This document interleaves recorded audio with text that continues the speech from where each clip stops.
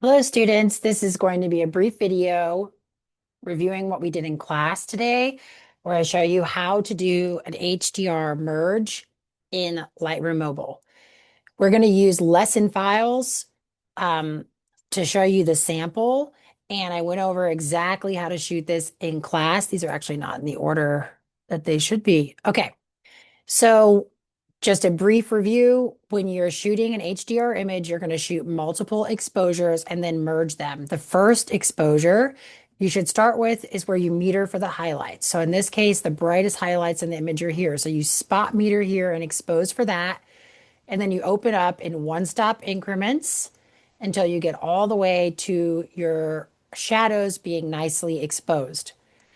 Once you're in Lightroom, you select the first image, hold down Shift, select the last image. You notice I put these in an album called HDR lesson files. When you import them, the photos that you shot, you can call them your HDR photos. Once you have them all selected, you can right click and select photo merge and then HDR merge. This menu, oh, of course, I'm having problems because that's just the way today is. These are absolutely compatible for merging. So let me just pause for a moment. Okay, I sort of fixed it. So, okay, once I selected all the image and then chose merge, this menu pops up. I want to select auto align, select apply auto settings, and then deselect create stack. I talked about deghosting in class. What that means is if something moved in the subject, like a person walked through, or um, you got slightly off and something didn't align, it created a ghosted image. This would correct that. There is no ghosting really in this photo, so it doesn't apply. If you were to create a stack, it puts all the images in a stack, which makes it hard to differentiate what images were used for the HDR and what the final image is. And since I want to see both, I don't want you to stack them.